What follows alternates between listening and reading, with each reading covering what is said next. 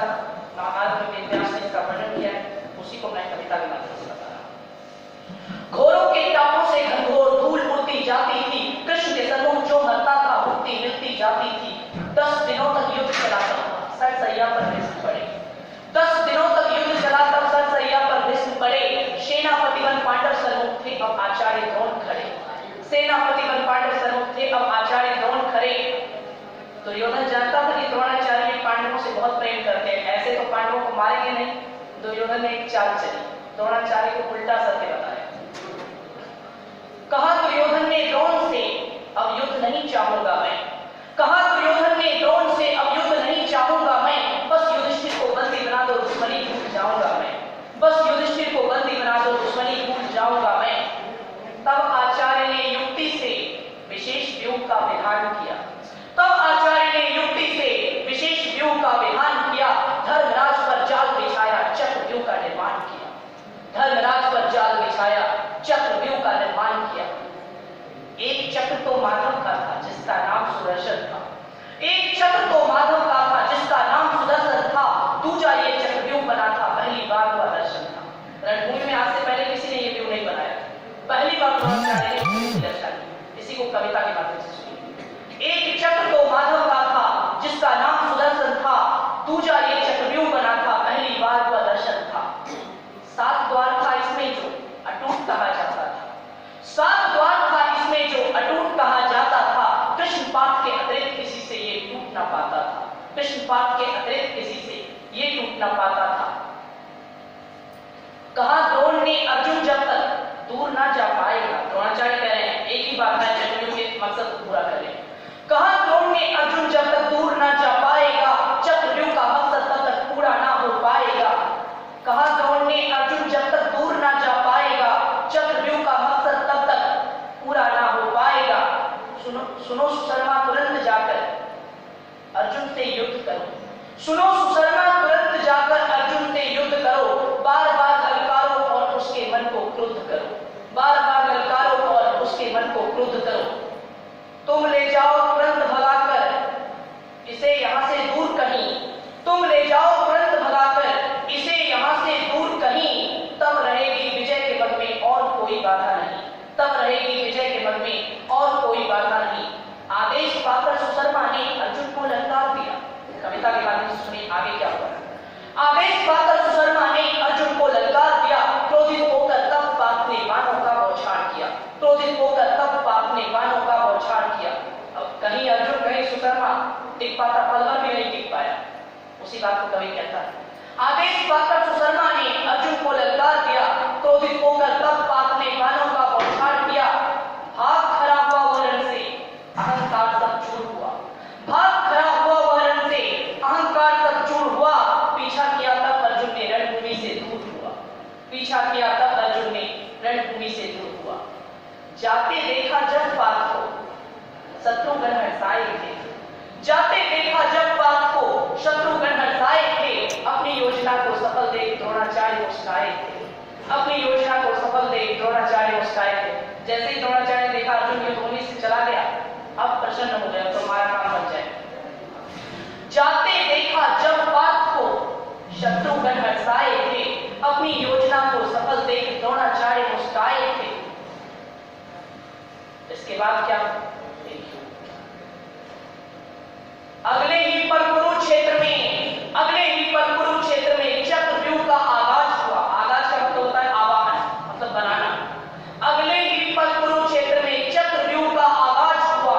अर्जुन के जाते ही मानो दुर्योधन का काज हुआ। अर्जुन के जाते ही मानो दुर्योधन का काज हुआ। षड्यंत्र था ये द्रोण का, पांडव समझ न पाए थे।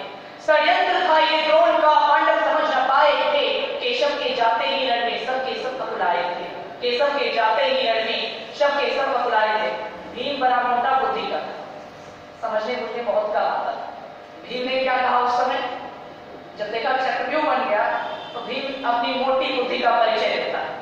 भीम कहता है, कहा भीम ने चक्रव्यूह को चूर चूर कर डालूंगा मैं। कहा भीम ने चक्रव्यूह को चूर चूर कर डालूंगा मैं। अपनी गदा से इस संकट को पल में दूर कर डालूंगा मैं। कहा भीम ने चक्रव्यूह को चूर चूर कर डालूंगा मैं।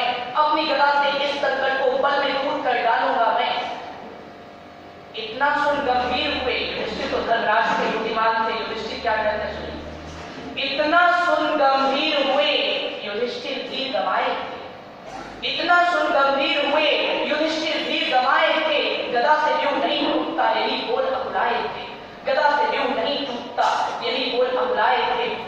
पांडव पक्ष पर पड़ी जब उदासी की काली छाया, पांडव पक्ष पर पड़ी जब उदासी की काली छाया, 16 वर्ष का बालक तक दौड़ते हुए रणभूमि में आया, 16 वर्ष का बालक तक दौड़ते हुए रणभूमि में आया। अब समझिए क्या हुआ। पांडव पक्ष पर पड़ी जब उदासी की काली छाया, 16 वर्ष का बालक तक दौड़ते हुए रणभूमि में आया। हाथ में धनुष मुख पर मुस्कान, कांधे पर तरकस यूं था, हाथ में धनुष मुख पर मुस्कान, कांधे पर तरकस यूं था। दोपहर के सूरज सा चमकता वो बालक वीर अभिमन्यु था, दोपहर के सूरज सा चमकता वो बालक वीर अभिमन्यु था।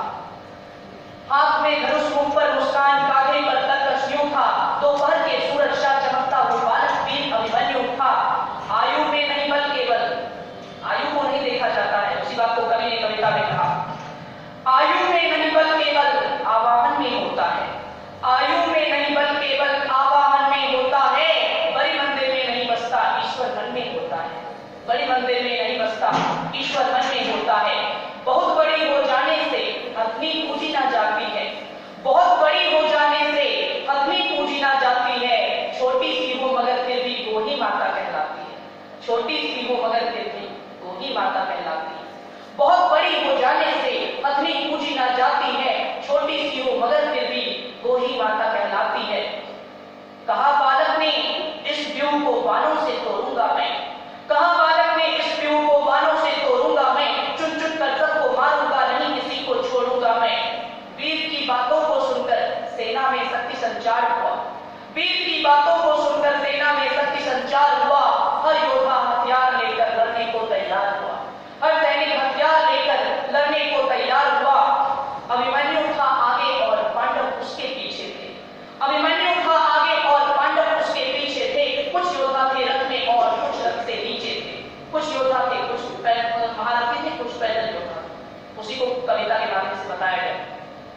अभिमन्यु था आगे और पांडव उसके पीछे थे, कुछ योद्धा थे रथ पर और कुछ रथ से नीचे थे। कहा जाता है वीर के बाणों में मानो खुद काली समाई थी, वीर के बाणों में मानो खुद काली समाई थी। जो भी सन्मुख आता था सबकी मौत आई थी, जो भी सन्मुख आता था सबकी मौत आई थी।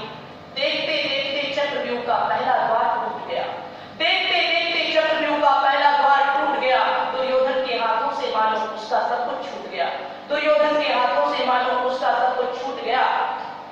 अभिमन्यु जब अंदर घुसा युधिष्ठिर तनिक घबराया था, अभिमन्यु जब अंदर घुसा युधिष्ठिर तनिक घबराया था। पांडवों को रोकने उसी समय सामने जयद्रथ आया, पांडवों को रोकने उसी समय सामने जयद्रथ आया। जयद्रथ ने शिव जी से वरदान प्राप्त किया था, एक दिन युद्ध में ऐसा दिन होना चाहिए अर्जुन को छोड़कर वह दुनिया के हर योद्धा पर भारी पड़ जाए। उसी वरदान का कवच पहनकर उस दिन जयद्रथ कुरुक्षेत्र में आया, इसी बात को कविता में बताया गया। अभिमन्यु जब अंदर घुसा युधिष्ठिर तनिक घबराया था, पांडवों को रोकने उसी समय सामने जयद्रथ आया था। एक सिंह ही सदा अकेला वन में राज करता है, एक सिंह ही सदा अकेला वन में राज करता है, एक वीर ही सदा अकेला रण में काज करता है, एक वीर ही सदा अकेला रण में काज करता है। सुभद्रा लाल के रूप में आज प्रकट स्वयं काल हुआ, सुभद्रा लाल के रूप में आज प्रकट स्वयं काल हुआ।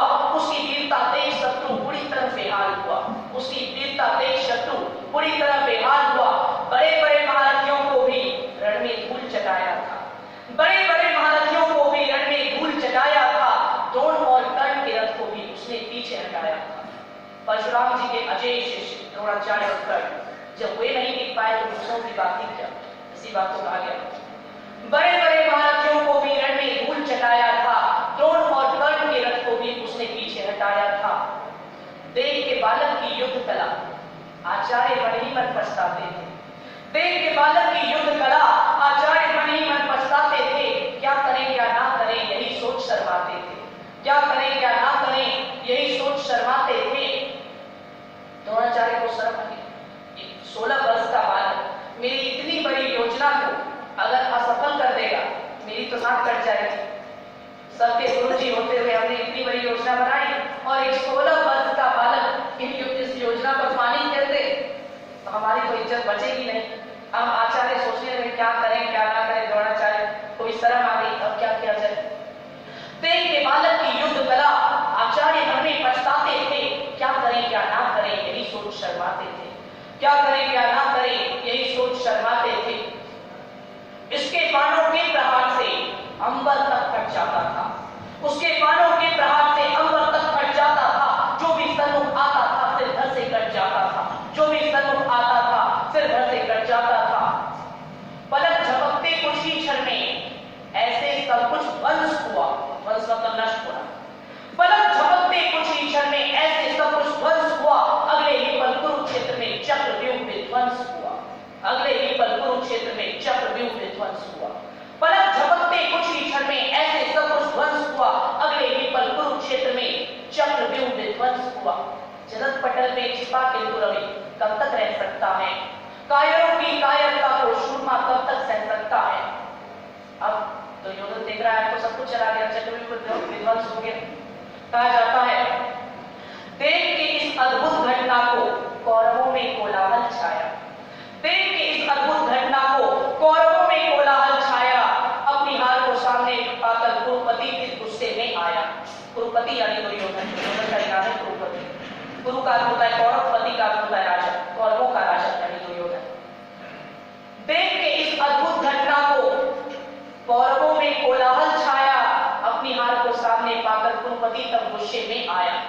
बोला कुरुपति क्रोध से, बोला कुरुपति क्रोध से, सब मिलकर इस पर वार करो, अकेले ना हरा पाओ तो एक साथ ही प्रहार करो। बोला कुरुपति क्रोध से, सब मिलकर इस पर वार करो, अकेले ना हरा पाओ तो एक साथ ही प्रहार करो। कहा जाता है अब आदेश पाकर अधर्मियों ने अभिमन्यु का टेर लिया। टेर मतलब ठिकाना, टेर का अर्थ होता है ठिकाना ले, तो कहते हैं उसका टेर लेने जा रहे हैं, तो उसका ठिकाना लेने जा रहे हैं। कहा आदेश पाकर अधर्मियों ने अभिमन्यु का टेर लिया। 7 महारथियों ने मिलकर एक बालक को घेर लिया, 7 महारथियों ने मिलकर एक बालक को घेर लिया। कहा जाता है कौरव थे पापी और अभिमन्यु बड़ा सदाचारी था, कौरव थे पापी और अभिमन्यु बड़ा सदाचारी था, इसीलिए एक अकेला 7 पर भारी था, इसीलिए एक अकेला 7 पर भारी था। कौरव थे पापी और अभिमन्यु बड़ा सदाचारी था, इसीलिए एक अकेला 7 पर भारी था। कुरुक्षेत्र धर्म क्षेत्र में फिर ऐसा अधर्म हुआ, कुरुक्षेत्र धर्म क्षेत्र में फिर ऐसा अधर्म हुआ। एक मासूम के वध के हेतु कलंकित सबका कर्म हुआ, एक मासूम के वध के हेतु कलंकित सबका कर्म हुआ। धनुष छूटा रक्त बहा, धनुष छूटा रक्त बहा, फिर भी वो मुस्काया था। धनुष छूटा रक्त बहा, फिर भी वो मुस्काया था। मरते मरते फिर भी उसने रथ का पहिया उठाया था, मरते मरते फिर भी उसने रथ का पहिया उठाया था। आखिरी सांस तक लड़ता रहा, मृत्यु ने शीश झुकाया था, आखिरी सांस तक लड़ता रहा, मृत्यु ने शीश झुकाया था। जीत कर भी मानो आज दुश्मन जीत न पाया था, जीत कर भी मानो आज दुश्मन जीत न पाया था। कहा जाता है फिर क्या हुआ कुरुक्षेत्र में, इस बात को समझिए। कहा जाता है रथ टूटा रक्त बहा, फिर भी वो मुस्काया था। मरते मरते फिर भी उसने रथ का पहिया उठाया था। आखिरी सांस तक लड़ता रहा, मृत्यु ने शीश झुकाया था, आखिरी सांस तक लड़ता रहा, मृत्यु ने शीश झुकाया था। जीत कर भी मानो आज दुश्मन जीत न पाया था। विजय कायरों को भी मिलती है, कविता की अंतिम और प्राण पंक्ति है। विजय कायरों को भी मिलती है, कीर्ति सूरमा पाता है। विजय कायरों को भी मिलती है, कीर्ति सूरमा पाता है। हंसते हंसते वीर मरे तो सब भी पूजा जाता है, हंसते हंसते वीर मरे तो सब भी पूजा जाता है। विजय कायरों को भी मिलती है, कीर्ति सूरमा पाता है। हंसते हंसते योद्धा मरे तो सब भी पूजा जाता है। इस प्रकार चक्रव्यूह का पूर्ण वर्णन महाभारत युद्ध का 13वां दिन कविता के माध्यम से आपने सुना। अब ये समझिए कि इस प्रसंग का भावार्थ क्या है, इस प्रसंग का भावार्थ क्या है। मैं कह रहा था अभी के इस प्रसंग में ये कथा सुनाने का क्या अभिप्राय है। यदि श्री कृष्ण और अर्जुन पांडव पक्ष में होते तो अभिमन्यु की मृत्यु नहीं होती। यदि श्री कृष्ण और अर्जुन पांडवों के पक्ष में होते उस समय तो चक्रव्यूह को भेदना कोई मुश्किल काम नहीं था। ये चक्रव्यूह क्या है और अभिमन्यु क्या है समझिए। हमारा ये मानव शरीर ही चक्रव्यूह का प्रतीक है। हमारा जो ये 3.5 हाथ का शरीर है, इसी शरीर को हम चक्रव्यूह कह सकते हैं। चक्रव्यूह में कितना द्वार था? 7 द्वार। हमारे शरीर के अंदर कितनी ग्रंथियां हैं? 7। हमारे शरीर के अंदर 7 ग्रंथियां हैं जिनको सप्त चक्र भी कहा जाता है। 7 ग्रंथियां, जैसे चक्रव्यूह के अंदर 7 द्वार था। मूलाधार, स्वादिष्ठान, मणि, पूरक, अनाहत, अग्नि, विशुद्ध और शास्त्रार्थ चक्र, ये 7 चक्र हैं, शब्द ग्रंथियां। जैसे चक्रव्यूह में 7 द्वार था, 7 द्वार को भेदने पर ही उस योद्धा को विजेता घोषित किया। अगर बीच में एक द्वार में भी फंस गया तो उसकी पराजय निश्चित थी। उसी प्रकार जीवात्मा रूपी अभिमन्यु को परम प्रभु परमात्मा रूपी अपने लक्ष्य तक पहुंचने के लिए मानव शरीर रूपी इस चक्रव्यूह के सप्त ग्रंथि रूपी 7 द्वारों का भेदन करना पड़ेगा। जब तक जीवात्मा रूपी यह अभिमन्यु मानव शरीर रूपी इस चक्रव्यूह के सप्त ग्रंथि रूपी 7 द्वार का भेदन नहीं कर देता, तब तक इसे परम प्रभु परमात्मा रूपी लक्ष्य की प्राप्ति नहीं हो सकती। किंतु आगे समझिए, अभिमन्यु चक्रव्यूह में घुस गया, फिर भी भेद नहीं पाया। क्यों नहीं भेद पाया? क्योंकि श्री कृष्ण और अर्जुन पांडवों के पक्ष में नहीं थे। कहने का अर्थ यह है, आज श्री कृष्ण और अर्जुन क्या है आपने सुना, चक्रव्यूह क्या है, अभिमन्यु क्या है, 7 द्वार क्या है, सब सुनिए। अब श्री कृष्ण और अर्जुन क्या है? कहने का अर्थ यह है, जीवात्मा रूपी अभिमन्यु यदि अपनी वीरता से अर्थात अपने प्रयत्न से सप्त ग्रंथि रूपी 7 द्वार का भेदन करना चाहे तो कुछ हद तक वो आगे बढ़ सकता है, किंतु पूर्ण सफलता नहीं मिल सकती। क्यों नहीं मिल सकती? क्योंकि संत सद्गुरु रूपी अर्जुन और परम प्रभु परमात्मा रूपी श्री कृष्ण की कृपा जब तक ना हो जाए तब तक जीवात्मा रूपी अभिमन्यु सप्त ग्रंथि रूपी 7 द्वार को नहीं भेद सकता। संत सद्गुरु ही अर्जुन का प्रतीक है और श्री कृष्ण परम प्रभु परमात्मा का प्रतीक है। कहने का अर्थ यह है, जीवात्मा रूपी अभिमन्यु को यदि मानव शरीर रूपी चक्रव्यूह के अंदर शब्द ग्रंथि रूपी 7 द्वार को भेद कर अपने लक्ष्य तक पहुंचना है तो उसे संत सद्गुरु रूपी अर्जुन और परम प्रभु परमात्मा रूपी श्री कृष्ण की कृपा की छत्र छाया में रहना पड़ेगा। जब तक संत और भगवंत की शरण में नहीं रहेंगे, अपने मन से चाहे कि इस चक्रव्यूह का भेदन करके लक्ष्य तक पहुंच जाए, कभी संभव नहीं, कभी कोई नहीं। यही भावार्थ है चक्रव्यूह के इस प्रसंग का। यही भावार्थ जो संत मत के ज्ञान में प्रयुक्त होता है और संत मत के ज्ञान के अनुसार विद्वानों ने इसका यही अर्थ निकाला है।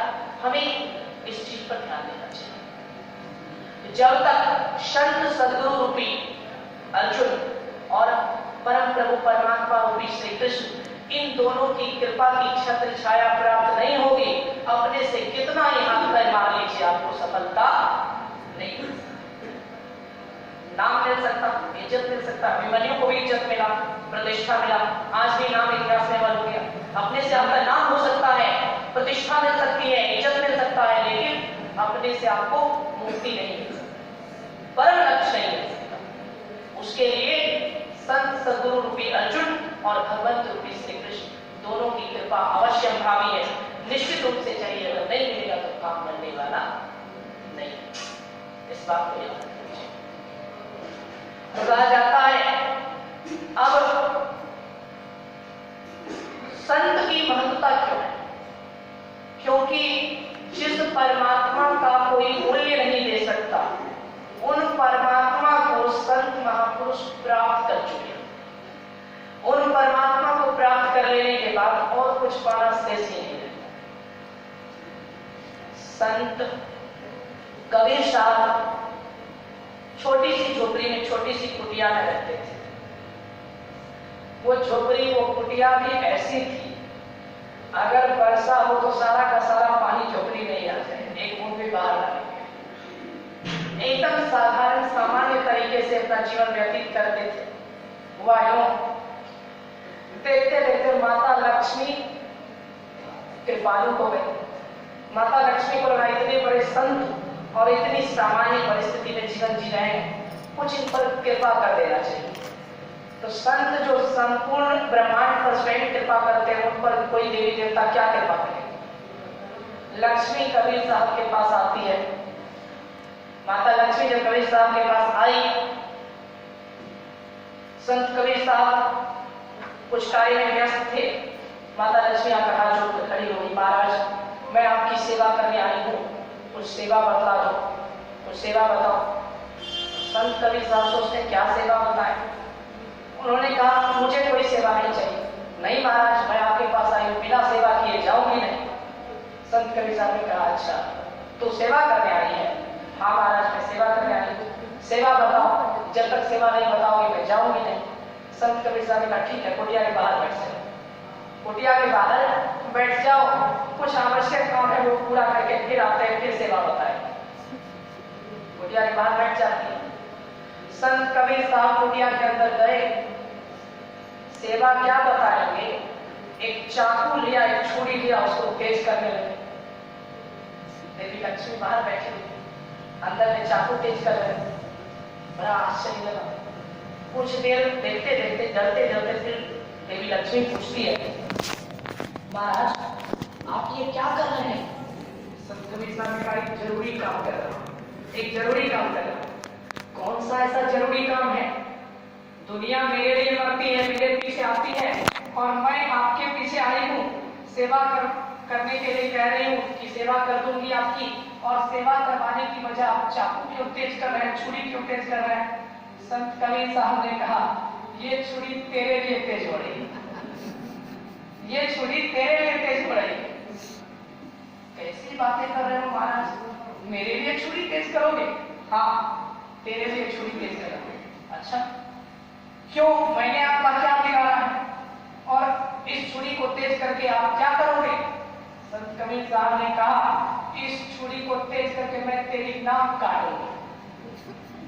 दुनिया की नाक तू काटती है और तेरी नाक मैं काटूंगा। धन सबकी नाक काट देता है। नाक काटने का अर्थ क्या है, प्रतिष्ठा चला जाए तो चला जाए, लेकिन पैसा होना चाहिए। बहुत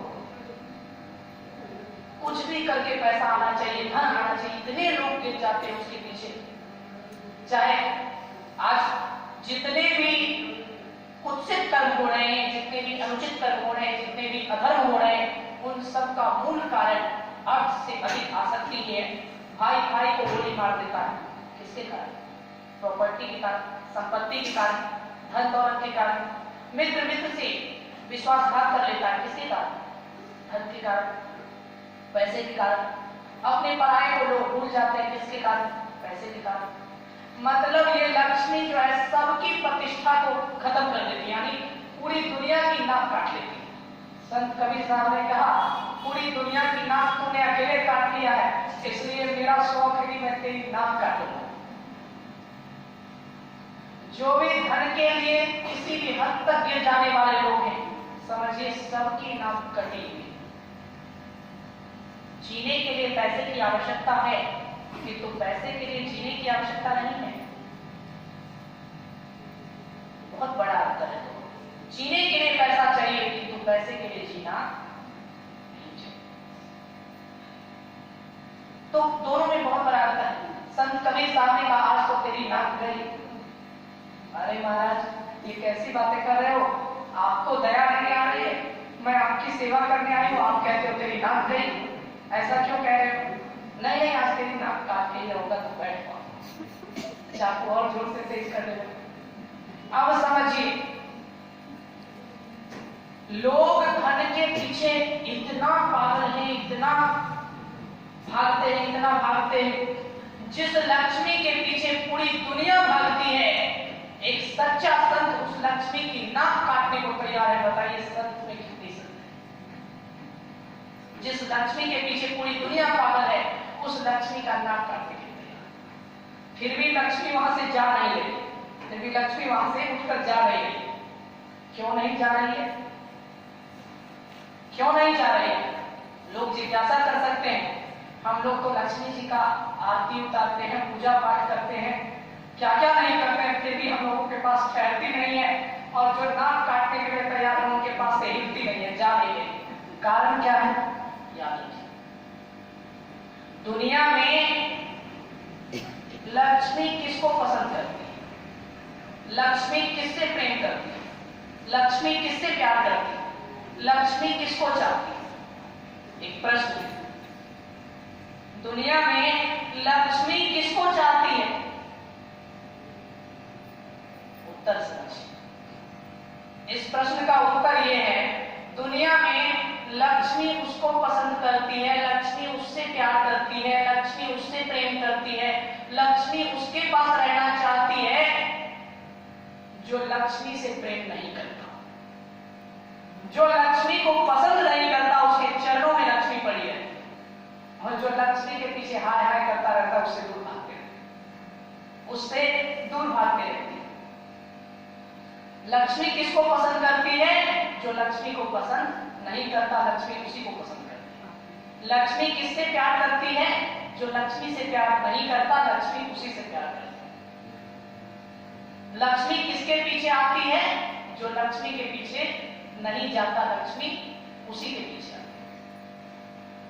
ये पंडाल में इतने लोग हैं, कोई ऐसे होंगे हम लोग जो लक्ष्मी को पसंद ना करते हो, कोई ऐसे होंगे जो लक्ष्मी से प्रेम ना करते हो, कोई ऐसे होंगे जो लक्ष्मी को नहीं चाहते हो। सब लोग चाहते हैं, इसलिए हम लोगों के पास लक्ष्मी ठहरती नहीं, इसलिए हम लोगों के लिए चलचला बनी हुई है, कभी है कभी खत्म, कभी है कभी खत्म। और जो नहीं चाहते हैं उनके सामने से हिलने की भी हिम्मत नहीं है लक्ष्मी। जाना तो दूर की बात, जो उसको नहीं चाहते उसके पास से हिलती भी नहीं। जो लक्ष्मी को पसंद नहीं करते उनके पीछे बावड़ी की तरफ पड़ी रहती है, दासी की तरफ पड़ी रहती है। लक्ष्मी उसको चाहती है जो लक्ष्मी को नहीं चाहता है, लक्ष्मी उसके पीछे आती है जो लक्ष्मी के पीछे नहीं जाता है, लक्ष्मी उससे प्यार करती है जो लक्ष्मी से प्यार नहीं करता। ऐसे तो केवल संत होते हैं, ऐसे तो केवल संत महापुरुष होते हैं। इसलिए कितना कहा जाए, जितना कहा जाए सब कम नहीं, कितना बताया जाए, जितना बताया जाए सब कम। इसलिए हमें संतों के अनुग्रह के निकट रहना चाहिए। संतों में कितनी क्षमता है? गोस्वामी जी ने लिखा, विधि हरिहर कवि गोविंद वाणी कहत साधु महिमा समुचा। स्वयं ब्रह्मा विष्णु और शिव भी आकर संत की महिमा का बखान करने लगे, वो अंत नहीं पा सकते, वो भी नहीं बता सकते एक सच्चे संत का व्यक्तित्व कैसा, वो भी कोई छोड़ नहीं पा सकता। संत कबीर साहब ने क्या कहा? परमात्मा की प्राप्ति होने पर सुख नहीं मिलता है, आनंद की प्राप्ति होती है, आनंद प्राप्त होता है। किसी भक्त ने पूछा, महाराज आनंद तो प्राप्त होता है, किंतु आपने बताया नहीं कि वो आनंद कैसा होता है, कुछ तो बताइए। उस आनंद का स्पष्ट वर्णन कीजिए, वो आनंद कैसा होता है, कैसा आनंद होता है? संत कबीर साहब कहते हैं, बाजत अनहत ढोल रे, नित्य आनंद का नगारा बजता है। नगारा कब बजता है, ढोल कब बजता है, बाजे कब बजते हैं? सामान्य व्यक्ति के जीवन में ढोल केवल एक बार बजता है, और संत महापुरुष के जीवन में अंदर बाहर सब जगह एक बार नहीं, 2 बार नहीं, 10 बार नहीं, 100 बार नहीं, बल्कि प्रति क्षण हर पल ढोल बजता है। सामान्य व्यक्ति के जीवन में नगाड़ा कब बजता है, ढोल बाजे कब बजते हैं? जब वो दुल्हा बनकर जाता है, जब वो शादी करने जाता है। सामान्य व्यक्ति और संत में क्या अंतर है? सामान्य व्यक्ति जब सेहरा बांध कर शादी करने जाता है, दुल्हा बनता है, उस समय एक दिन नगाड़ा बजता है, उस समय एक दिन ढोल बजता है, उस समय एक दिन स्वागत में बाजा बजता है। बहुत खुश होते हैं, इतने लोग हमारे स्वागत में नाच रहे हैं, इतने लोग हमारे लिए नगाड़ा बजा रहे हैं, इतने लोग हमारे लिए बाजा बजा रहे हैं। एक दिन ढोल बजता है, एक दिन ढोल बजकर ऐसा ऑफ होता है कि जिंदगी भर,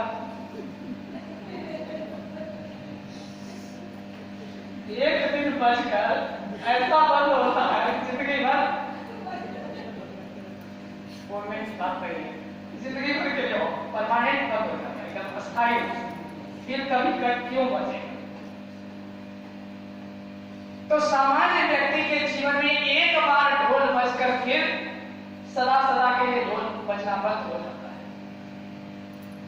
और संत के जीवन में बाजत अनहद बोलते, अनंत नगाड़ा बजता रहता है, अनंत बाजे बजते रहते हैं, कभी बंद ही नहीं होता है। बाहर में बजे ना बजे, अंदर में बजता है, अंदर में क्यों, बाहर में भी जहां जहां जाते हैं सब जगह बजता है।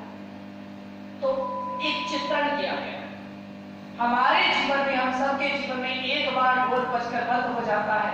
और संत जो सच्चे संत होते हैं उनके जीवन में एक बार कौन कहे, एक क्षण के लिए भी स्वागत का वो नगाड़ा, आनंद का वो ढोल बंद ही नहीं होता है, हमेशा बजता है। अब आप बताइए, जिसके जीवन में एक बार नगाड़ा बजकर बंद हो जाए वो श्रेष्ठ है, और या फिर जिनके जीवन में अनंत आनंद का नगाड़ा बजता रहे वो श्रेष्ठ है।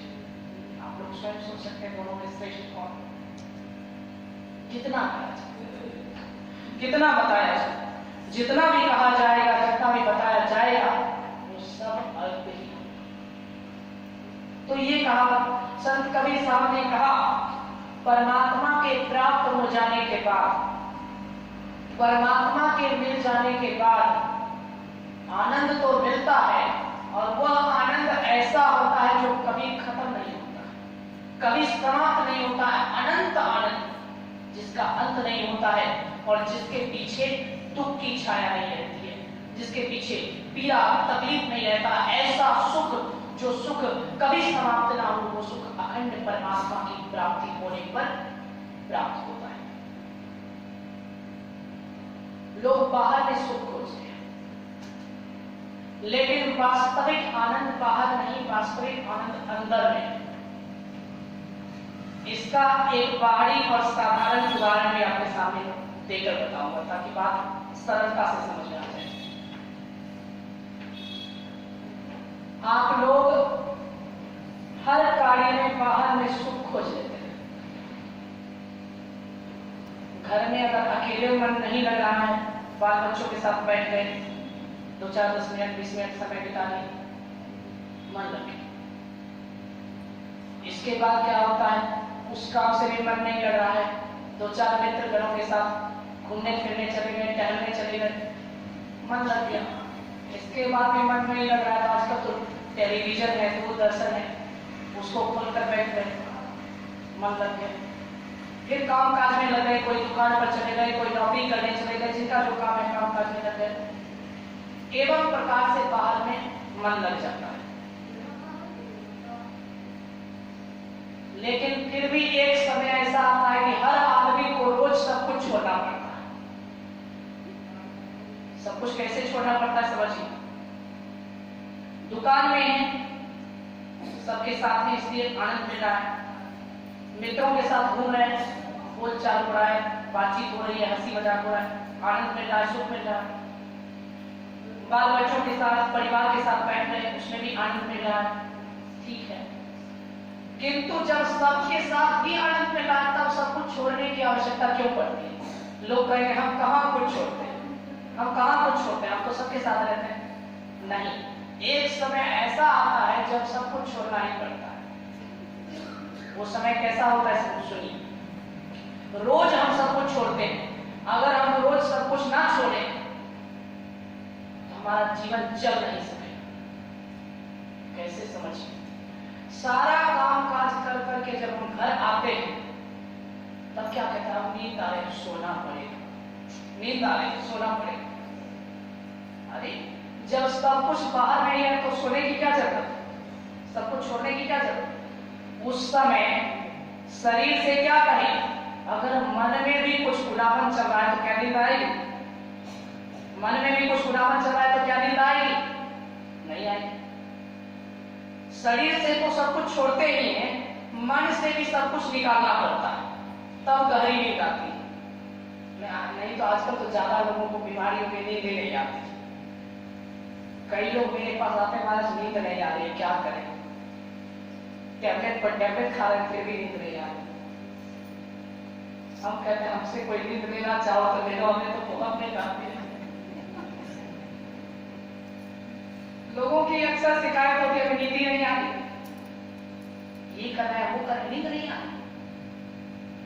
क्यों नींद नहीं आती, सब कुछ है, नींद क्यों नहीं आती, इसलिए नहीं आती कि सब चीज छोड़ नहीं पाते। बिछावन पर सोने गए, लेट गए, फिर भी हिसाब किताब चल रहा है, दुकान में इतना फायदा हुआ, इतना नुकसान हो गया, कल ये करना है, परसों वो करना, सोचते सोचते नींद कहां से आएगी। जब तक सब कुछ ना छोड़ दे तब तक नींद नहीं आती है। जैसे ही सारी समस्याएं मस्तिष्क से निकल जाती है तुरंत नींद आ जाती है। अब लोग कहेंगे अगर बाहर में ही सुख मिलता है तो सब कुछ छोड़ने की जरूरत क्या है। बिना सोए अगर कोई रह जाए तो मैं मान लूंगा बाहर में सुख है, बिना सोए अगर कोई रह जाए तो मैं मान लूंगा कि हाँ बाहर में ही सब कुछ है, अंदर में कुछ नहीं। एक दिन बिना सोए रह सकते हैं, 2 दिन रह सकते हैं, लेकिन लगातार बिना सोए रह सकते हैं, जी ही नहीं पाएंगे, कोई नहीं रह सकता, जी ही नहीं पाएंगे। अच्छा अच्छा रिकॉर्ड टूट गया। तो कहने का अर्थ यह हुआ, हम सोते हैं, सैर करते हैं, लोग कहेंगे सब कुछ बाहर में मिलता है, सोने की क्या जरूरत है। अगर नहीं सोओगे तो जीवन चल पाए, नहीं चल पाएगा। इससे भी यह सिद्ध होता है कि शांति प्राप्त करने के लिए व्यक्ति को सब कुछ छोड़ने की जरूरत है। सोने से क्या मिठाई मिलता है, नहीं। सोने से क्या पैसा मिलता है, नहीं। सोने से क्या कोई फायदा मिलता है, नहीं। सोने से क्या इज्जत मिलता है, प्रतिष्ठा मिलता है, नहीं। सोने से क्या नौकरी मिलती है, नहीं। सोने से क्या घर परिवार का कामकाज चलता है, नहीं। बाहरी संसार का कुछ नहीं मिलता है सोने से। दुनिया में जो कुछ मिलता है कुछ मिलता है सोने से, कुछ नहीं मिलता। लेकिन फिर भी सोने में अलग ही आनंद आता है, फिर भी लोगों को सोने में अलग ही आनंद आता है। संत महापुरुष कहते हैं जिस प्रकार सोने से कोई पदार्थ नहीं मिलता किंतु फिर भी शयन करने वाले को शयन करने में एक अलग आनंद का अनुभव होता है, ठीक उसी प्रकार परमात्मा से दुनिया का कुछ नहीं मिलता। ईश्वर के मिलने से बाहरी संसार का कुछ नहीं मिलता, लेकिन ऐसा कुछ मिलता है जिसका वर्णन मुंह से कोई नहीं कर सकता है, जिसको मिला वही समझे। जैसे सोने से ना पैसा मिलता है, ना रुपया मिलता है, ना नौकरी मिलता है, ना व्यापार में काम मिलता है, कुछ नहीं मिलता है, लेकिन फिर भी सोने का आनंद ही कुछ और है। उसी प्रकार परमात्मा के मिलने से दुनियादारी का कुछ नहीं मिलता, लेकिन फिर भी परमात्मा के मिलने का आनंद ही कुछ है। लेकिन फिर भी परमात्मा के मिलने का आनंद ही कुछ है। जिस प्रकार बिना सोए आनंद नहीं मिलता, कितना ही कुछ कर लीजिए चैन नहीं मिलता, जब तक सोएंगे नहीं चैन नहीं मिलेगा।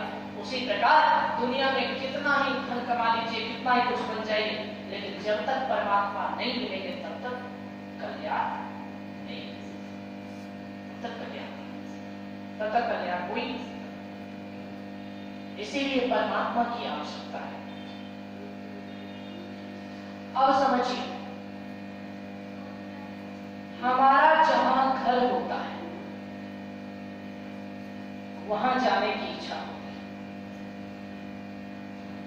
कहने का अर्थ यह है जो जहां रह जाता है वहां जाने की इच्छा होती है, वैसे जिस घर को हम अपना घर समझते हैं वो हमारा घर तो है नहीं, वो तो हमारे स्थूल शरीर का घर है। स्थूल शरीर को हमने वहां रखा हुआ है, इसलिए वो शरीर वहां रहते रहते अभ्यस्त हो गया है, इसलिए उसको वहां की आदत लग गई। लेकिन फिर भी लोग बोलचा की आसन कहते हैं ये हमारा घर है। तो उदाहरण में यूं समझे, आप कहीं घूमने चले जाए, भ्रमण करने चले जाए, बहुत अच्छे शहर में चले गए, बहुत अच्छे जगह पर चले गए, बहुत अच्छे से मौज मस्ती करते हुए घूम फिर रहे हैं, लेकिन कब तक? 2 दिन, 4 दिन, 10 दिन, 15 दिन, ज्यादा से ज्यादा 1 महीना, 2 महीना, लेकिन फिर इच्छा होती नहीं अब घर चलना चाहिए। जब तक घर नहीं रहे मन नहीं लगे, घूम फिर कर फिर कहां आते हैं? जहां घर है वहीं आते हैं। विवाह के बाद कई लोग सोचते हैं बहुत दिन से ससुराल नहीं गया, चलो एक बार चले जाना चाहिए। वहां चले गए, सास ससुर ने बहुत आदर किया, ससुराल में एक अलग ही प्रतिष्ठा होती है। अपने घर में कोई बात माने ना माने वहां जरूर मानता है। तो ठीक है, चलो वहां सब बात मान रहे हैं, जिसको जो कह रहे हैं वही कर रहा है, जो भोजन मांग रहे हैं वही भोजन दे रहा है, जो कह रहे कोई उलट कर जवाब नहीं दे रहा है। इतना आदर सत्कार ससुराल में हो रहा है, किसी को कह दे जिंदगी भर यही रह जाओ, 2-4 हफ्ते बाद फिर अपने घर जाओ।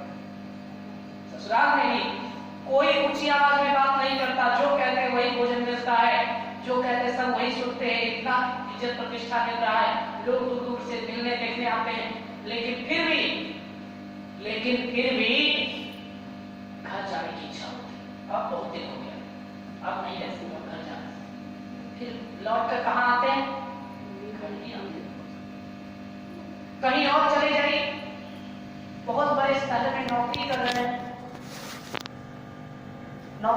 कई सालों से कर रहे हैं, ध्यान लगा रखा है छुट्टी कब मिलेगा, ड्यूटी कर रहे हैं, कर्तव्य का पालन कर रहे हैं, ध्यान लगा रखा है अवकाश कब मिले। जैसे ही अवकाश मिला तुरंत घर आते हैं। क्यों आते हैं? घर आने पर क्या पैसा मिलेगा, क्या वेतन मिलेगा? नहीं, नौकरी में रहने पर तो वेतन भी मिलता, घर आने पर कोई वेतन मिलता नहीं मिलता, लेकिन फिर भी क्यों आते हैं? मन में लगता है सब तुम्हें बहुत में जाना चाहिए, अपना घर अपना घर होता, तुरंत वहां जाते हैं। कहने का अर्थ यह है, दुनिया का कोई भी काम कहीं भी करे, लेकिन व्यक्ति अपने घर में जितना संतुष्ट रहता है वहां उतना संतुष्ट कहीं नहीं रहता है। उसी प्रकार बाहर में आप अपने मन को कितना ही भटका ले, लेकिन जब तक यह जीवात्मा परम प्रभु परमात्मा के धाम में नहीं पहुंच जाएगा, यही परमात्मा का धाम जीवात्मा का अपना घर है। जैसे आप नौकरी पर रहते हैं, छुट्टी होने पर अपने घर आना चाहते हैं, ससुराल जाते हैं, कुछ दिन में अपने घर आ जाते हैं, घूमने फिरने जाते हैं, कुछ दिन में अपने घर आ जाते हैं, जब तक अपने घर में नहीं आते तब तक आपको चैन नहीं मिलता। उसी प्रकार जब तक यह जीवात्मा परम प्रभु परमात्मा में नहीं मिल जाएगा तब तक इसे चैन मिलने वाला नहीं है। यही जीवात्मा का अपना घर है। परम प्रभु परमात्मा का धाम ही जीवात्मा का अपना घर है, और इस बात को हमारे आराध्य देव ने कहा, जीवात्मा सर्वेश्वर का अभिन्न अंश है, प्रकृति आदि अंश से सृजित है, माया बद्ध जीव आवागमन के चक्र में पड़ा रहता है। इस प्रकार रहना जीव के सब दुखों का कारण है। जब तक यहाँ जीव है, जब तक परमात्मा से मिलन नहीं हुआ है, तब तक उसको कभी सुख नहीं मिल सकता, कभी उसको संतुष्टि नहीं मिल सकती। जब आप अपने आप को सुखी समझते हैं, उस समय भी आपकी आत्मा सुखी नहीं होती। ये सुख का नाटक तो मन का होता है। उस समय आपकी आत्मा सुखी नहीं होती, ये नाटक तो केवल मन करता है। आत्मा केवल परमात्मा के पास सुखी रह सकती है और कहीं सुखी नहीं है। और जो परमात्मा का साक्षात्कार कर लेते हैं, ऐसे परम प्रभु परमात्मा का साक्षात्कार किए हुए जो संत होते हैं, उनमें और एक सामान्य व्यक्ति में अंतर क्या है? बहुत बड़े बन जाए, बड़े से बड़ा पद मिल जाए, राष्ट्रपति और प्रधानमंत्री से भी बड़ा कोई पद होगा नहीं, लेकिन राष्ट्रपति की कुर्सी पर भी जब आदमी बैठता है, बैठते समय बहुत अच्छा लगता है। राष्ट्रपति कितना बड़ा पद है। एक व्यक्ति का पति होने पर आगे खुला नहीं समाता है, एक घर का मालिक होने पर खुला नहीं समाता है, पूरे देश का पति, पूरे देश का मालिक, राष्ट्रपति कितना बड़ा पद। जब बैठ गए तो बना, वही जब 2-4-6 महीने चुनाव में बच जाए, उस समय हमारा स्थिति का अनुमान लगाए, धड़कन भी हो जाए, क्या होगा, क्या होगा, क्या होगा, क्या होगा, कुर्सी बचेगी नहीं बचेगी, बचेगी नहीं बचेगी, बचेगी नहीं बचेगी, यही चलता है। इसके बाद जो जीतने वाला अगला प्रत्याशी है, जो उसके विरोध में खड़ा है, अगला उम्मीदवार है, अगला प्रत्याशी है जिसके जीतने की ज्यादा संभावना, वह भी जब तक कुर्सी पर नहीं बैठा है तो हरकत तेज है। जो बैठा हुआ है वो सोचता है कुर्सी बचेगी कि नहीं बचेगी, जो नहीं बैठा है वो सोचता है कुर्सी मिलेगी कि नहीं मिलेगी कि नहीं। दोनों का अपना ही होता है। जो बैठा हुआ है वह सोचता है बचेगी कि नहीं बचेगी, और जो नहीं बैठा है वह सोचता है मिलेगी कि नहीं मिलेगी। इतना बड़ा पद, इतना बड़ा पद राष्ट्रपति, इससे बड़ा कोई पद ही नहीं होता। फिर भी सोचते हैं कुर्सी बचेगी कि नहीं बचेगी, एक सोचता है कुर्सी मिलेगी कि नहीं मिलेगी। बड़े बड़े राष्ट्रपति और प्रधानमंत्री को भी देखा गया है, संत महापुरुष के पास जाकर सिर नवाते हैं, महाराज बता दो कुर्सी रहेगी कि नहीं रहेगी, कुर्सी मिलेगी कि नहीं मिलेगी। कभी किसी संत को किसी राष्ट्रपति के पास जाकर के गिराते हुए नहीं देखा गया कि हमारा कुर्सी बचेगा कि नहीं बचेगा, क्योंकि उनका कुर्सी तो छीनने वाला कुर्सी है ही।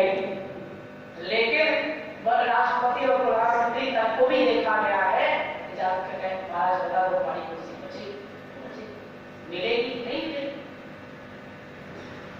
तो राष्ट्र का पति बन जाने के बाद भी एक साधारण से घर में या फिर एक साधारण से कुटिया में रहने वाले संत महापुरुष के पास जाकर सिर दबाकर भीख मांगनी पड़ती है। क्यों मांगनी पड़ती है? क्योंकि वो राष्ट्रपति तो बन गए किंतु त्रिलोकपति का पता उनको नहीं लगे। राष्ट्रपति से भी कहीं बड़ा होता है त्रिलोकपति, और त्रिलोकपति को जो प्राप्त कर ले उसके सामने एक राष्ट्रपति तो क्या 10 राष्ट्रपति भी उसकी बराबरी नहीं कर सकते, उसकी बराबरी नहीं कर सकते। तो ये बातें होती हमारे मन में, कितने ही बड़े पद पर चले जाएं फिर भी गुनाह लगा रहता है, फिर भी उतार चढ़ाव लगा रहता है, फिर भी चैन नहीं मिलता, फिर भी वास्तविक सुख नहीं मिलता, फिर भी शांति नहीं। इसलिए शांति का सीधा उपाय, शांति का सीधा प्राप्ति स्थान केवल परमप्रभु परमात्मा है, कहीं और केवल परमप्रभु परमात्मा है। वहां जितनी शांति मिलेगी उतनी शांति कहीं नहीं मिल सकती, मिला जाता है। इसलिए हमें बस वही दृष्टिपात करना चाहिए, हमें बस उसी पद को, जो पद परमप्रभु परमात्मा को प्राप्त कर लेने के बाद मिलता है, उस पद को प्राप्त करने की चेष्टा करनी चाहिए। एक व्यक्ति ने मुझसे कहा, महाराज संत और सामान्य व्यक्ति में क्या अंतर है? मैंने कहा बड़े बड़े पदाधिकारी बन जाओगे लोग मिलने जाएंगे। सुनो, संत और सामान्य व्यक्ति में क्या अंतर है? बहुत बड़े खिलाड़ी बन जाओ लोग मिलने जाएंगे, बहुत बड़े नेता बन जाओ लोग मिलने जाएंगे, बहुत बड़े व्यापारी बन जाओ लोग मिलने जाएंगे, बहुत बड़े पदाधिकारी बन जाओ लोग मिलने जाएंगे। सामान्य लोगों के पास लोग मिलने जाते हैं, लेकिन संत के पास कोई मिलने नहीं जाता है। संत के पास कोई भी जाता है दर्शन करने जाता है। यही अंतर है संत और साधारण व्यक्ति में। सामान्य व्यक्ति के पास कितने ही बड़े बन जाओ, दर्शन करने कोई नहीं जाएगा, सब मिलने जाएगा। और संत के पास कोई मिलने नहीं जाता है, जो भी जाता है, आप लोग इतनी दूर से आए, क्यों आए? हमारे आराध्य देव का दर्शन करने आए, कोई कहे हम इनसे मिलने आए नहीं। जितने लोग आए सब दर्शन करने आए। संत के पास दुनिया जाती है तो दर्शन करने जाती है, और बहुत बड़े सुपरस्टार बन गए तो दुनिया दर्शन करने नहीं जाएगी, लोग जाकर हाथ मिलाएंगे, मिलने जाएंगे। मिलना अलग चीज है और दर्शन करने जाना। यही अंतर है सामान्य व्यक्ति और संत में।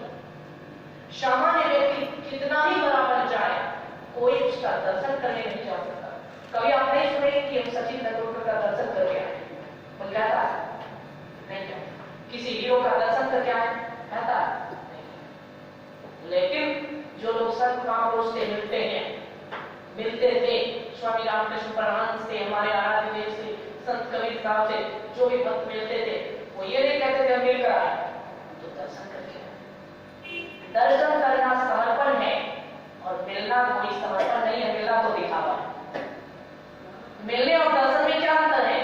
मिलना दिखावा है और दर्शन करना समर्पण है। संत के पास दुनिया दर्शन करने जाती है और सामान्य नेता के पास, सामान्य बड़े बड़े पदाधिकारी के पास, बड़े बड़े धनवान के पास लोग दर्शन करने नहीं जाते, उनसे तो लोग मिलने जाते। बहुत बड़े बड़े लोग आपने सुने होंगे। आज लोग कहते हैं मुकेश अंबानी, अनिल अंबानी बहुत बड़े धनवान है, बहुत बड़े आदमी है, लेकिन उनका कोई दर्शन करने जाता है? नहीं जाता है। उनका कोई दर्शन करने जाता नहीं जाता है।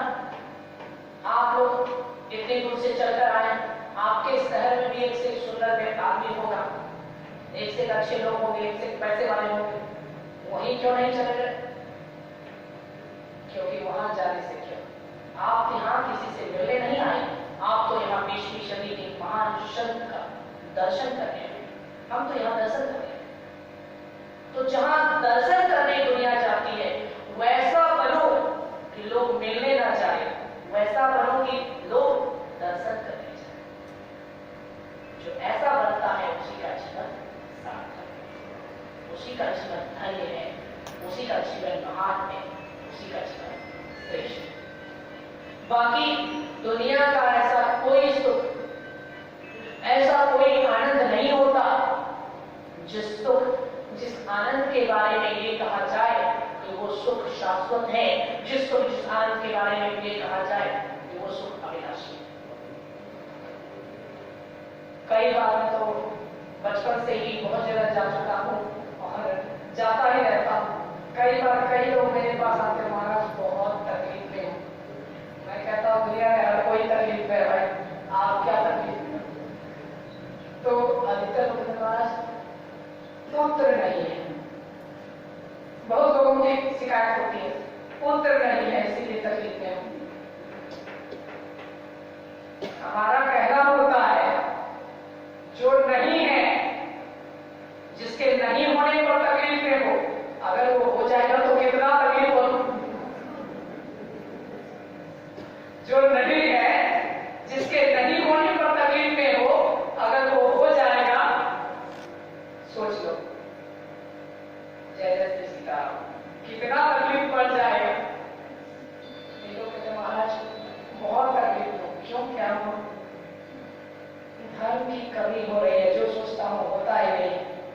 हम कहते हैं धन नहीं है इसलिए तकलीफ है वो जी। अरे जो नहीं है उसके नहीं होने पर तकलीफ है, अगर वो हो जाएगा तो फिर कितना तकलीफ पड़ेगा। सबकी अपनी अपनी बातें होती हैं। एक जिद्दी व्यक्ति पकड़ा गया, उसने कहा चाहे पुत्र से तकलीफ का पहाड़ टूट जाए, लेकिन एक बार मैं पुत्रवान कहलाना नहीं चाहता हूं। हमने कहा वो ऐसी बात है, वैसे तो हमारे कहने ना कहने से कुछ होता नहीं है। मैं तो एक सामान्य सा बालक हूं, मेरे कहने ना कहने से आपके जीवन पर कोई असर करने वाला नहीं है। फिर भी हमसे अगर सुनना चाहते हो, इसीलिए आपको संतोष मिलता है, तो जाओ ठीक है, कह दिया पुत्र हो जाएगा। अच्छा पुत्र हो जाएगा, हाँ ऐसे तो कुछ होगा नहीं मेरे कहने से, लेकिन अगर आपको इसीलिए संतुष्टि मिलती है तो ठीक है, जाओ पुत्र हो जाएगा। बहुत खुश होकर चलने लगे। जैसे ही उठे एक कदम आगे मैंने रोक दिया, रोकिए इधर आइए। वो सामने आते, मैंने उनकी कान में कहा पुत्र तो होगा लेकिन 20 साल के बाद मर जाएगा। पुत्र तो होगा लेकिन 20 साल के बाद मर जाएगा। तुरंत उदास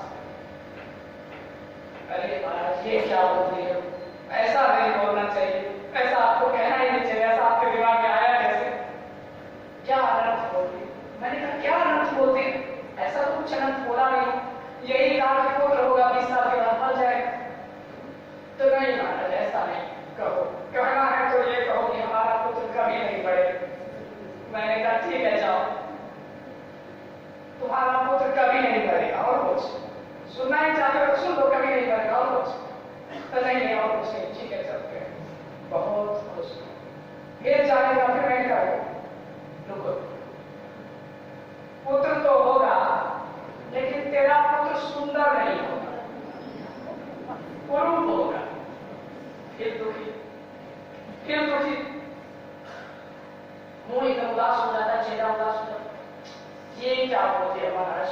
पुत्र होगा सुंदर क्यों नहीं होगा? पुत्र सुंदर होना चाहिए, ऐसा कैसे कह दिया? ऐसा ना कहो। मैंने कहा अच्छा ठीक, फिर क्या सुनना चाहते हो? जो सुनना चाहते हो वही कहूंगा। तो बस हमारा पुत्र सुंदर हो। मैंने कहा ठीक, यही सुनकर संतोष मिलता तो यही सही। ठीक है जाओ, पुत्र सुंदर होगा। फिर खुश हो गया, फिर खुश हो गया। जैसे ही जाएगा मैंने कहा रुको, अभी रुको, पुत्र सुंदर तो होगा लेकिन 30 साल के बाद उसकी सुंदरता खत्म हो जाएगी। 30 साल के बाद उसकी सुंदरता खत्म हो जाएगी। उदास, क्या अच्छा बोलते बोलते अंत में खराब बोल देते हो। ऐसा क्यों कहा? नहीं नहीं ऐसा नहीं चाहिए। तो क्या कहूं? ठीक है तुम ही बताओ क्या कहूं? तो अरे महाराज ये कह दो कि पुत्र की सुंदरता कभी खत्म ना हो। मैंने कहा ठीक है जाओ, यही सही, पुत्र की सुंदरता कभी खत्म नहीं होगी। और कुछ नहीं, आप कुछ नहीं, ठीक है चलता। जैसे ही जाए लगा मैंने कहा अभी नहीं, अभी कुछ बोलना बाकी है। ठीक है पुत्र सुंदर भी होगा, सुंदरता कभी खत्म नहीं होगी, लेकिन तेरा पुत्र महादरिद्र होगा, गरीब होगा, धनहीन होगा। अरे महाराज ऐसा मत कहो, पुत्र होगा तो धनहीन क्यों होगा, गरीब क्यों होगा? नहीं ऐसा मत कहो। तो क्या चाहते हो, क्या कहते हो? तो ये कह दो कि पुत्र धनवान हो।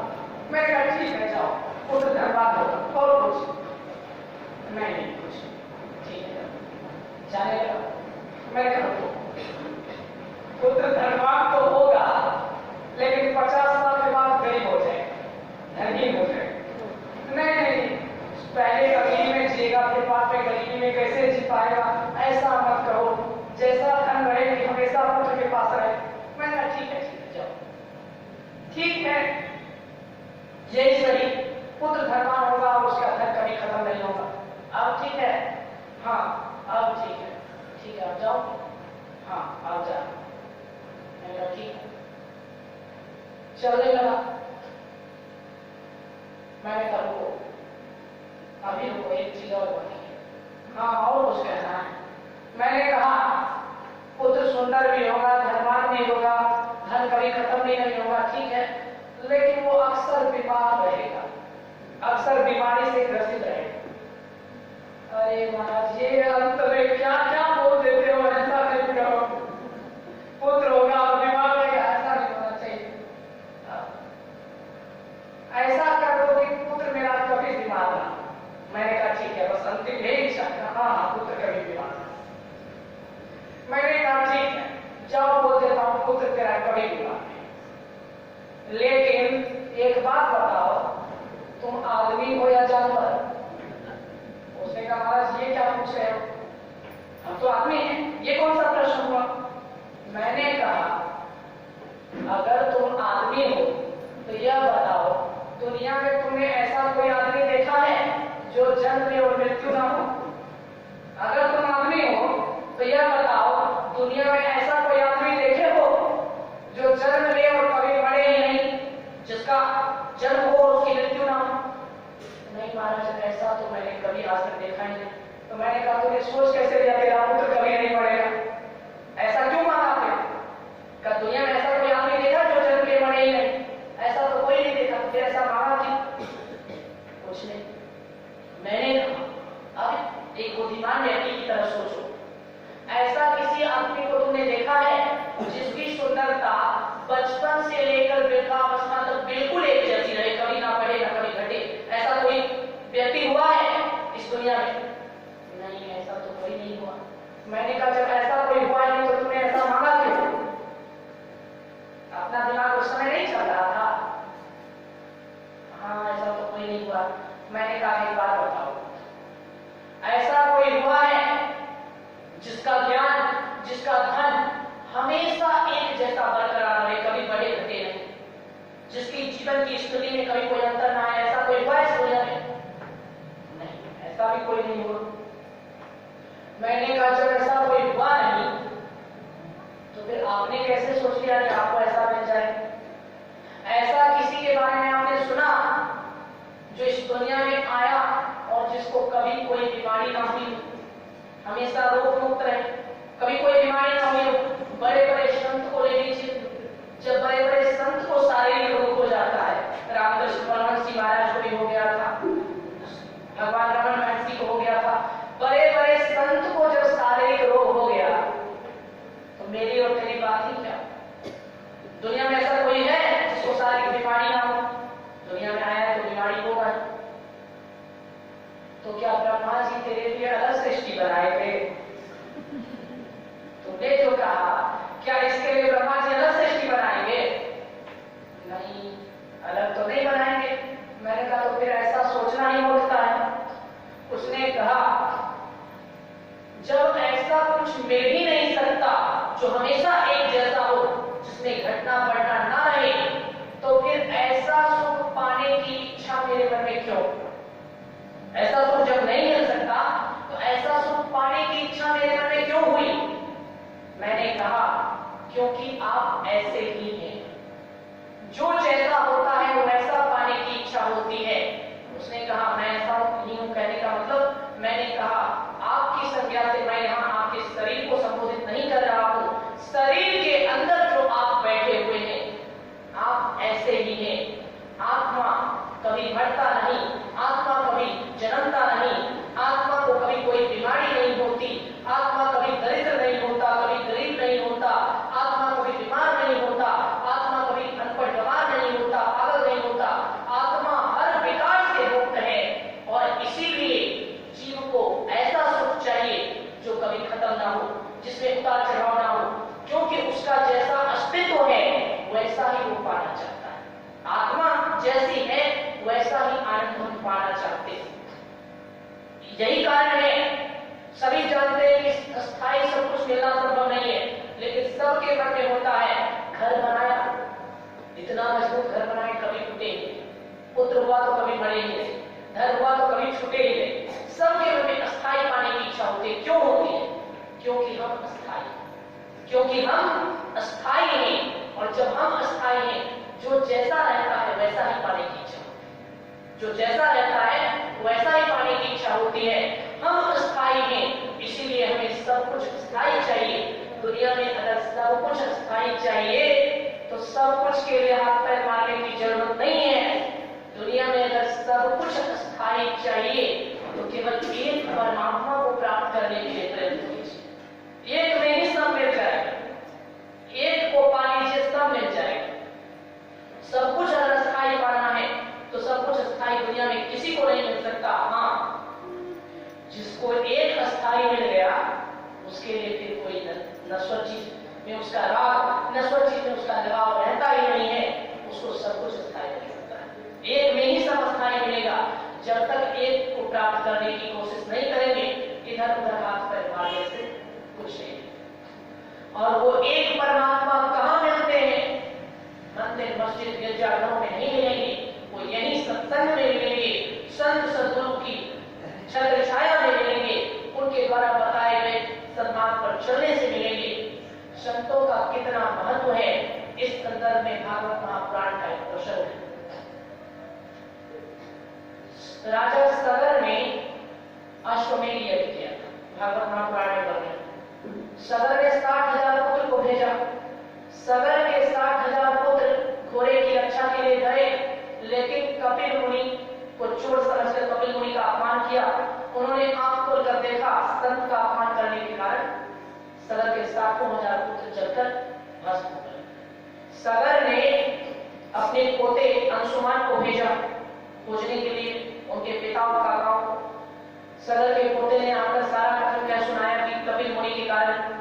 सबकी मृत्यु हो गई है। अब राजा सगर ने कपिल मुनि के चरण पकड़ लिए। कपिल मुनि ने उपाय बताया, यदि गंगा को पृथ्वी पर लाया जाए, उनके जल से यदि इन शव का राख स्पर्श कराया जाए, तो फिर प्रेत योनि से इन सबकी मुक्ति हो सकती है। सगर ने बड़ी कठोर तपस्या की, हजारों वर्ष तक तपस्या की, लेकिन सगर को सफलता नहीं मिली। सगर तपस्या करते करते उसका शरीर छूट गया। इसके बाद सूर्य वंश के कई राजाओं ने तपस्या की। अभिनंदन, अंशुमान इत्यादि सूर्य वंश के प्रतापी राजाओं ने तपस्या की। फिर जब किसी की तपस्या सफल नहीं हुई, कई पीढ़ी बाद महाराज भगीरथ हुए। भगीरथ की तपस्या से गंगा माता प्रसन्न हुई। भगीरथ ने गंगा जी से प्रसन्न होने के बाद वरदान मांगा, गंगा जी का मांगो, क्या मांगते हो? भगीरथ ने कहा, माते, मैं आपको पृथ्वी पर लाना चाहता हूं अपने पूर्वजों के उद्धार के लिए। गंगा माता ने कहा, मैं धरती पर आ जाऊंगी, तुमने इतनी तपस्या की है इसलिए मैं तुम्हें ना नहीं कह सकती, किंतु मेरी दो शर्त है। पहली शर्त, मेरे धरती पर जाने से मेरे वेग को अगर कोई रोकेगा नहीं, तो उसके प्रभाव से, उसके जोर से पृथ्वी धंसकर रसातल में चली जाएगी और पृथ्वी का नाश हो जाएगा। इसलिए मेरे वेग को कौन रोकेगा, इसकी व्यवस्था करो। भगीरथ ने कहा, माते आप चिंता मत करें, मैं इसकी व्यवस्था कर दूंगा। दूसरी शर्त बताई। गंगा माता कहती है, मेरी दूसरी सबसे बड़ी शर्त है, जब मैं पृथ्वी पर चली जाऊंगी, अभी मेरा निवास भगवान विष्णु के चरण में, वैकुंठेश्वर भगवान श्री हरि के चरण में मेरा निवास। इतना पवित्र स्थान छोड़कर मैं अपवित्र धरती पर जाऊंगी।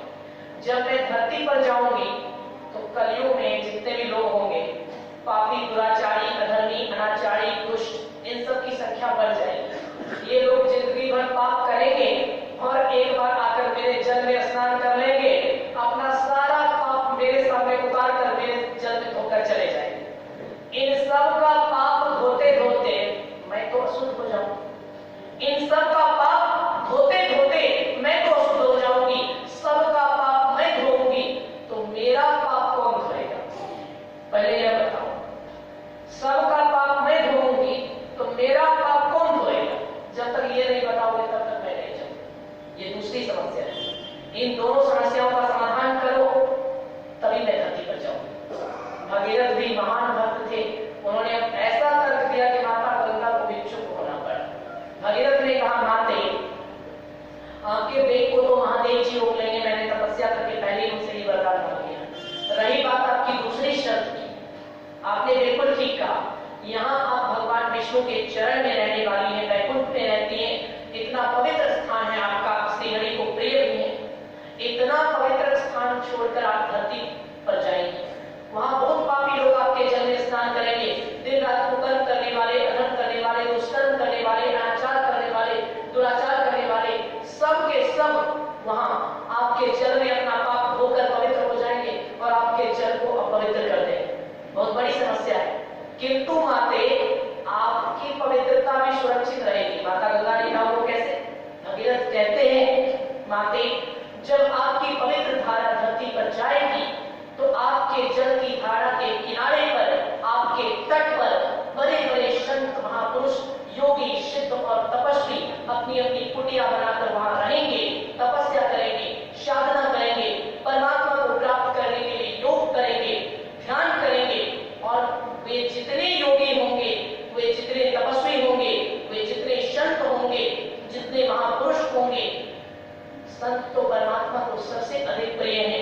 दुनिया आपको अपवित्र करेगी, लेकिन जब संत आपके जल में स्नान करने के लिए चरण रखेंगे, तो संत के चरण स्पर्श से आपका जल भी फिर से पवित्र हो जाएगा। दुनिया का पाप आप धोएंगे और आपके जल के पाप को संत महापुरुष धो देंगे। इसलिए माते, आपको पृथ्वी पर जाने में कोई असुविधा नहीं होनी चाहिए। जितने संत हैं, वो संत जब आपके जल में स्नान करेंगे, तो आपका जल जितना पवित्र होगा, संत के चरण रज के पड़ते ही वो फिर से पवित्र, स्वच्छ और फिर से पूजने योग्य बन जाएगा।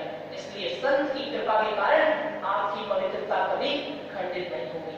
समझिए, सारे संसार को पवित्र करने वाली है गंगा, और गंगा के पवित्र जल को भागवत महापुराण के अनुसार पवित्र करने वाले हैं संत महापुरुष, जो पवित्र गंगा की पवित्रता को भी बरकरार रखते हैं, जो पवित्र गंगा को भी पवित्र करते हैं। वे संत स्वयं कितने पवित्र होंगे, उनके बारे में क्या कहा जाए? जितना कहा जाए सब कम है। वो स्वयं कितने पवित्र होंगे, उनकी पवित्रता का अंत मेरे जैसा कोई अल्प बुद्धि वाला बालक नहीं पा सकता।